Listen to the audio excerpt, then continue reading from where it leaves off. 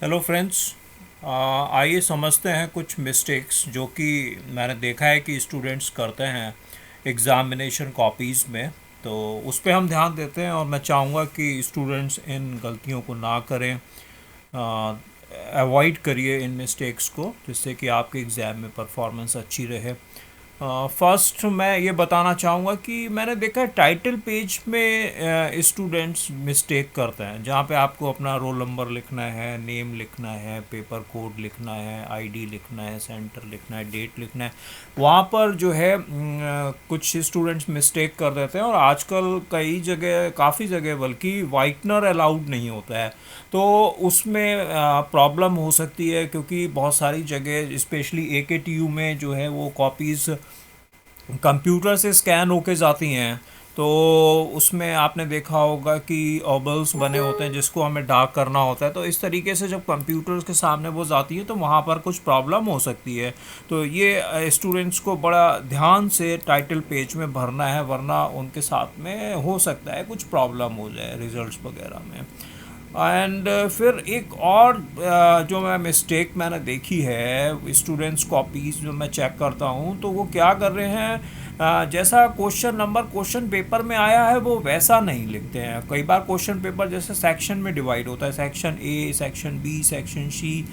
अब सेक्शन ए में मान लीजिए जैसे अभी AKTU में जो पेपर्स आ रहे हैं वो शॉर्ट आंसर क्वेश्चंस होते हैं, तो 1A 1B 1 ऐसे करके दिए होते हैं। अब उसमें भी वो नंबर क्या कर रहे हैं, 1 2 3 लिख दे रहे हैं। सेक्शन बी में जा रहे हैं, जो 2 3 4 क्वेश्चंस होता है, वहाँ पर मान लीजिए नंबर गलत लिख दे रहे हैं, या ऐसा लिख दे रहे हैं कि एग्जामिनर को समझ में ही नहीं आ रहा है। तो यहाँ पर बहुत केयरफुल हमें रहना है।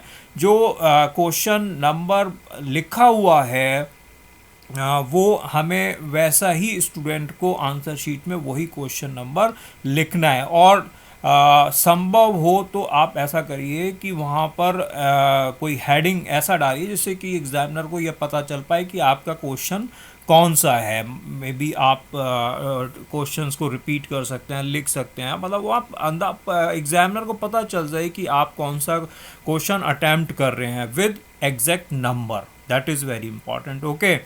फिर इसी से प्रॉब्लम जो निकल के एक आती है कि कई बार स्टूडेंट क्या कर रहे हैं, वो हेडिंग नंबर्स जो डालते हैं क्वेश्चन को सॉल्व करते हुए, वो मिक्स कर देते हैं क्वेश्चन नंबर जो कि पेपर में दिया होता है। मान लीजिए आप से फॉर एग्जांपल आप अटेंड कर रहे हैं सेक्शन बी का सेकंड क्वेश्चन।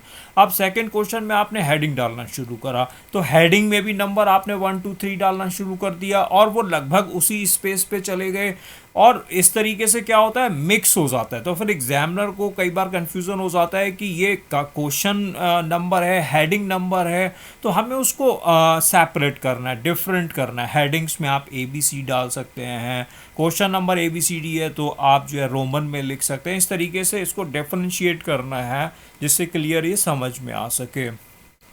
और ये भी मैंने देखा है स्टूडेंट्स क्या करते हैं कि कई बार वो जो शॉर्ट आंसर क्वेश्चंस होते हैं उसको वो मोर देन रिक्वायर वर्ड्स में लिख देते हैं। मतलब अगर उनको आ रहा होता है तो वो लिखते चले जाते हैं। नहीं, हमें ये ध्यान रखना है कि उसका अप्रोप्रिएट साइज़ क्या है।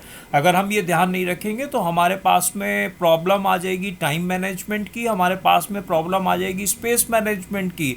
इसके हमारे कुछ क्वेश्चंस हमारे छूट जाते हैं, हम टाइम को सही से मैनेज नहीं कर पाते हैं, कॉपी भर जाती है। फिर बाद में कई स्टूडेंट जो हैं वो बहुत छोटा छोटा लिखना शुरू कर देते हैं, और इससे जो है वो इम्प्रेशन ख़राब हो जाता है, उनके मार्क्स भी कम हो जाते हैं। फिर एक और इम्पॉर्टेंट पॉइंट निकल के आ रही है कि हमें अपनी राइटिंग स्किल्स पे भी ध्यान देना। जब हम एग्ज़ाम्स में अटैम्प्ट कर रहे हैं तो हमारी राइटिंग को हमें इम्प्रूव करना है। अब किसी की तो मान लीजिए बहुत बढ़िया राइटिंग है तो है, किसी की अब नहीं होती है, तो उसको कोशिश करनी चाहिए कि वो कुछ अपनी राइटिंग को इम्प्रूव करके लिख सके। और अगर आप इन चीज़ों को ध्यान रखेंगे तो मुझे लगता है कि आपका रिज़ल्ट में कोई प्रॉब्लम नहीं होनी चाहिए, और आपके मार्क्स भी इम्प्रूव करने चाहिए। Thank you so much. और आपको ये वीडियो अच्छा लगा हो तो मेरे चैनल को सब्सक्राइब करिए, शेयर करिए, लाइक करिए, और कमेंट बॉक्स में बताइए कि आपको ये वीडियो कैसा लगा, या कोई और प्रॉब्लम अगर आपको फेस करती हो तो बताइए, मैं उसका सलूशन बताने की कोशिश करूँगा। Thank you so much, thank you so much. Please subscribe.